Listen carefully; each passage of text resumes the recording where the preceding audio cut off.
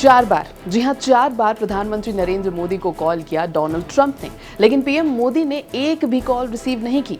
कारण था गुस्सा, सिर्फ यूएस टैरिफ्स पर नहीं, जबकि अमेरिका की पाकिस्तान पर की गई दरिया दिली पर भी। नमस्कार, मेरा नाम है श्वेता शर्मा और आज बात बढ़ते टैरिफ वॉर की और ना झुकने वाले भारत की।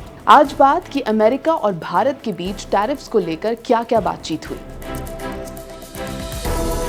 जर्मन अखबार ने अपनी रिपोर्ट में दावा किया कि राष्ट्रपति ट्रंप ने हाल ही के हफ्तों में 4 बार प्रधानमंत्री नरेंद्र मोदी से फोन पर बात करने की कोशिश की, लेकिन पीएम मोदी ने कॉल रिसीव करने से इनकार कर दिया।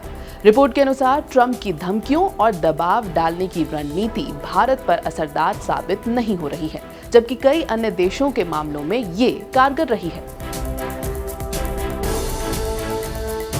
अहमदाबाद में विभिन्न प्रोजेक्ट्स का शुभारंभ करते हुए प्रधानमंत्री नरेंद्र मोदी ने स्पष्ट संदेश दे दिया कि भारत किसी भी बाहरी दबाव के सामने नहीं झुकने वाला। प्रधानमंत्री मोदी ने कहा कि मोदी के लिए किसानों, गोपालकों और छोटे बिजनेसमैन के हित सर्वोपरि हैं। हम पर दबाव जरूर बढ़ेगा, लेकिन भारत अपने स्वदेशी रास्ते पर अडिग रहेगा। उन्होंने कहा कि अभी दुनिया गुजरात की डेयरी बिजनेस स्ट्रेंथ को जानती नहीं है। आज भारत ने आत्मनिर्भरता को विकसित भारत के निर्माण का आधार बना दिया है। अपने किसानों, अपने मछुआरों, अपने पशुपालकों, अपने उद्यमियों के दम पर भारत तेजी से विकास के रास्ते पर चल रहा है। आत्मनिर्भरता के रास्ते पर आगे बढ़ रहा है। मोदी ने कांग्रेस पर भारत को आयात पर निर्भर बनाने का आरोप लगाते हुए गांधी जी और भगवान श्री कृष्ण के प्रतीकों का सहारा लिया। उन्होंने कहा, भारत आज चक्रधारी मोहन श्री कृष्ण और चरखाधारी मोहन गांधी दोनों की राह पर चलकर सशक्त हो रहा है। उन्होंने तंज कसते हुए बिना किसी का नाम लिए कहा कि दुनिया में ऐसे देश हैं जो आर्थिक स्वार्थ की राजनीति कर रहे हैं। आप सभी आज दुनिया में आर्थिक स्वार्थ वाली राजनीति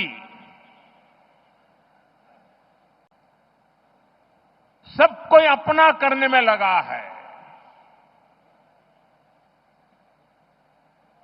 उसे हम भली भांति देख रहे हैं। मैं अहमदाबाद की इस धरती से अपने लघु उद्यमियों से कहूंगा, मेरे छोटे छोटे दुकानदार भाई बहनों से कहूंगा, मेरे किसान भाइयों से कहूंगा, मेरे पशुपालक भाई बहन से कहूंगा, और मैं गांधी की धरती पे से बोल रहा हूं, मेरे देश के लघु उद्यमी हो, किसान हो, पशुपालक हो, हर किसी के लिए मैं आपको बार बार वादा करता हूं, मोदी के लिए आपके हित सर्वोपरि है।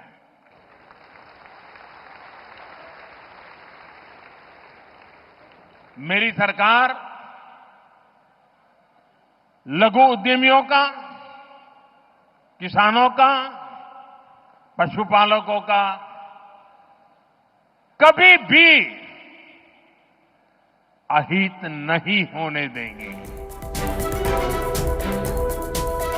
अमेरिका के गृह मंत्रालय द्वारा जारी ड्राफ्ट नोटिस में कहा गया कि नई 50% ड्यूटी आज से लागू होगी।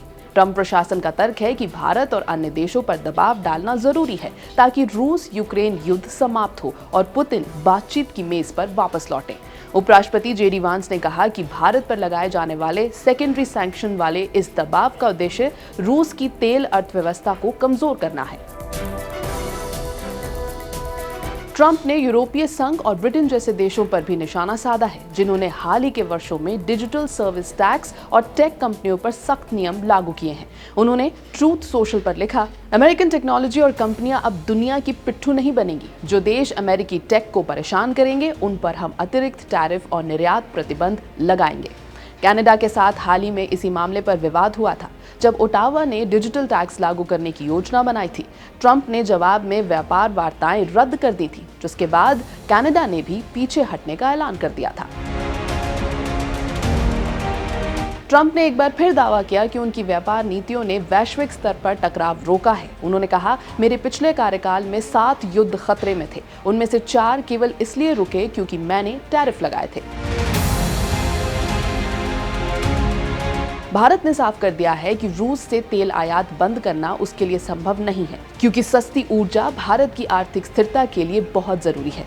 साथ ही भारत ने रूस और चीन दोनों के साथ कूटनीतिक जुड़ाव और संवाद तेज कर दिए हैं। यानी अमेरिका और भारत के बीच व्यापारिक तनाव केवल शुल्क और आयात तक सीमित नहीं है, बल्कि ये जियोपॉलिटिकल इक्वेशन से भी गहरे तौर पर जुड़ा हुआ है। जहां ट्रंप व्यापार को विदेश नीति और सुरक्षा नीति का औजार बना रहे हैं, वहीं प्रधानमंत्री मोदी स्वदेशी और कृषि उद्योग हितों को केंद्र में रखते हुए बाहरी दबाव का सामना करने का संदेश दे रहे हैं। आने वाले दिनों में ये टकराव सिर्फ अमेरिका और भारत संबंधों को ही नहीं, बल्कि वैश्विक ऊर्जा और व्यापार समीकरणों को भी प्रभावित कर सकता है। एबीपी लाइव की इस रिपोर्ट में फिलहाल इतना ही।